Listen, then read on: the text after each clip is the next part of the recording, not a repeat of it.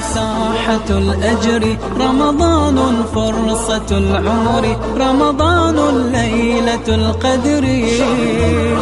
اعوذ باللہ من الشیطان الرجیم، بسم اللہ الرحمن الرحیم.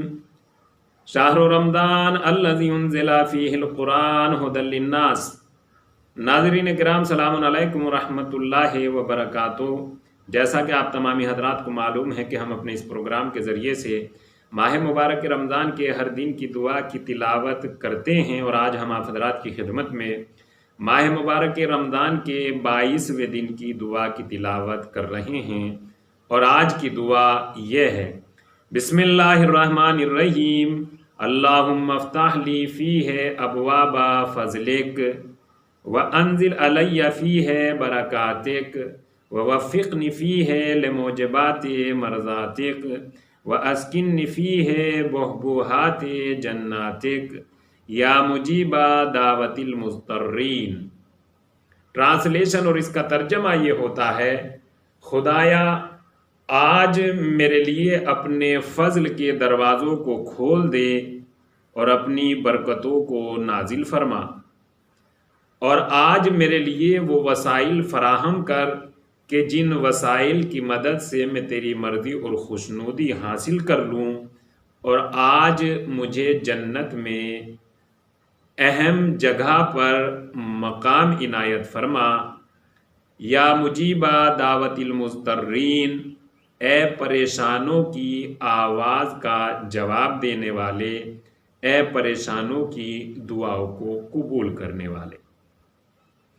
آج کی دعا کا پڑھنے والا بندہ مومن اپنے مالک کی بارگاہ میں 4 باتوں کی دعا کر رہا ہے: فضل کی دعا، برکت کی دعا، مرضی الہی کی دعا، اور جنت میں عظیم مقام کی دعا.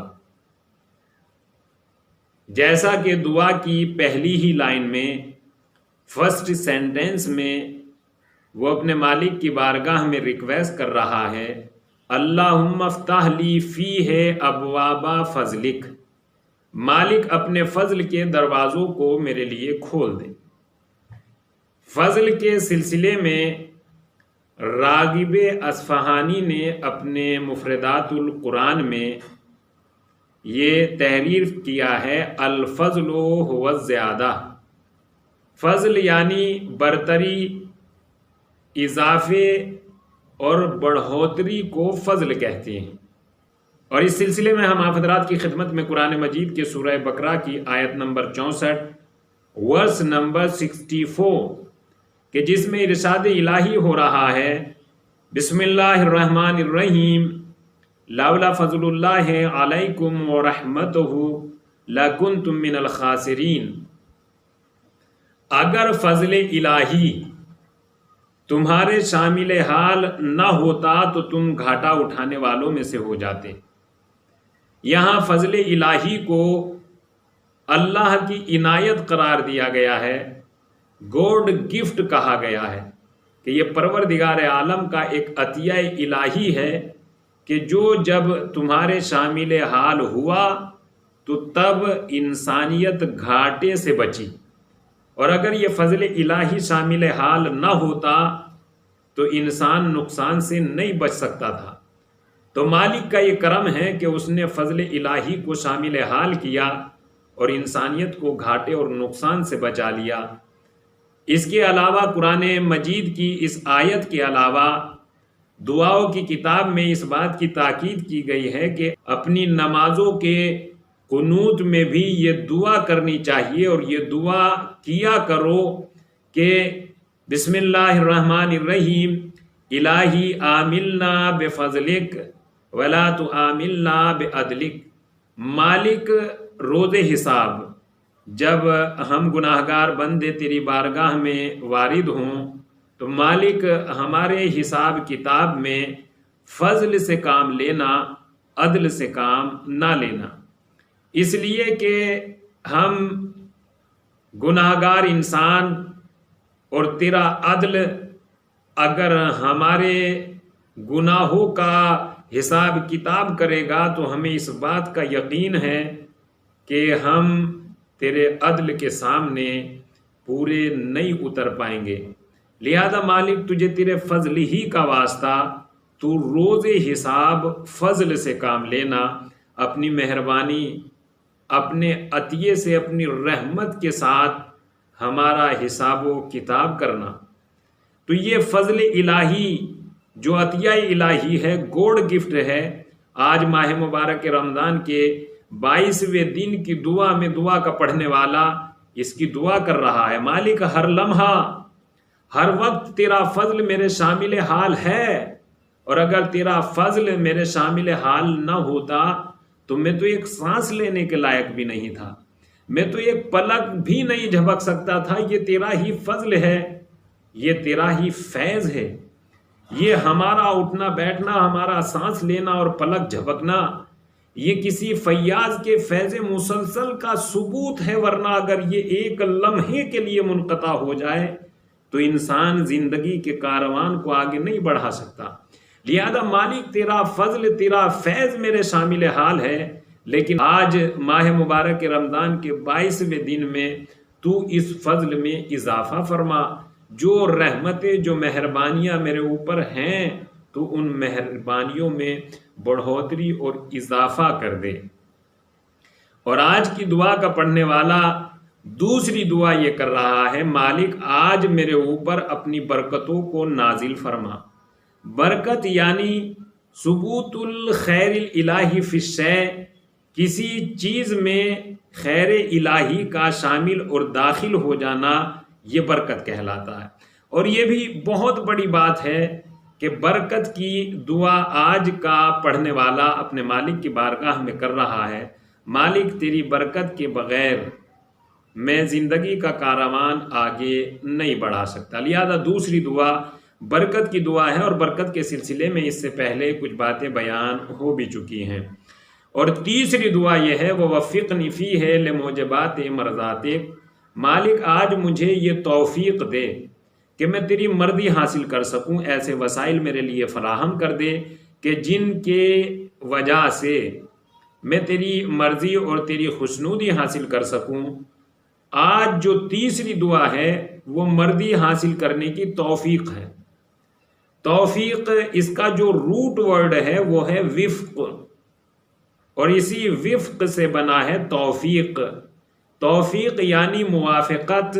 آج کی دعا کا پڑھنے والا جو یہ دعا کر رہا ہے، مالک مجھے یہ توفیق عنایت فرما کہ میں تیری مرضی حاصل کر سکوں۔ کا توفیق کا مطلب یہ ہوتا ہے کہ میرے لیے وہ تمام راستے کھول دے کہ جن راستوں پر چل کر میں تیری خوشنودی حاصل کر سکوں، اور میرے لیے وہ تمام راستے بند کر دیں کہ جن راستوں پر چل کر میں تیری خوشنودی سے دور ہو سکوں۔ یعنی مجھے اچھے کام کرنے کی توفیق عنایت فرما، اور برے کام سے رکنے میں میری مدد کر۔ یہ توفیق کا مطلب ہوتا ہے۔ آج کی جو چوتھی دعا ہے اس کا پڑھنے والا آج کی دعا میں چوتھی ریکویسٹ اپنے مالک کی بارگاہ میں یہی کر رہا ہے، مالک مجھے اپنی جنت میں عظیم جگہ پر فائز کر دے، عظیم جگہ عنایت فرما۔ جنت جو پر امن، پر سکون جگہ ہے، جس کے لیے قرآن مجید میں پروردگار عالم نے ارشاد فرما دیا، وعد اللہ المومنین والمومنات، پروردگار عالم نے مومنین اور مومنات سے وعدہ کیا ہے جنت کا، اور اس جنت کو ازلفت الجنت للمتقین، اور جنت کو سجایا گیا ہے، آراستہ کیا گیا ہے متقین کے لیے۔ تو آج کی دعا کا پڑھنے والا یہ دعا کر رہا ہے، مالک مجھے جنت میں عظیم مرتبہ حاصل فرما۔ تو گویا کہ دعا کا پڑھنے والا یہ کہہ رہا ہے، مجھے یہ توفیق دے کہ میں وہ کام کر سکوں جن کاموں کے کرنے کے بعد تیری بارگاہ میں جنت کا مستحق، deserve to going into paradise, میں جنت میں جانے کا مستحق ہو جاؤں۔ آج مجھے ان کاموں کے کرنے کی توفیق عنایت فرما۔ اس سلسلے میں ہم آپ حضرات کی خدمت میں اللہ کے رسول حضرت محمد مصطفیٰ صلی اللہ علیہ وآلہ وسلم کی حدیث مبارک بیان کر دیتے ہیں، اور اس حدیث کو خصال شیخ صدوق میں تحریر کیا گیا ہے کہ اللہ کے رسول نے ارشاد فرمایا، تم مجھ سے 6 باتوں کا وعدہ کرو، میں تمہاری جنت کی گارنٹی لیتا ہوں۔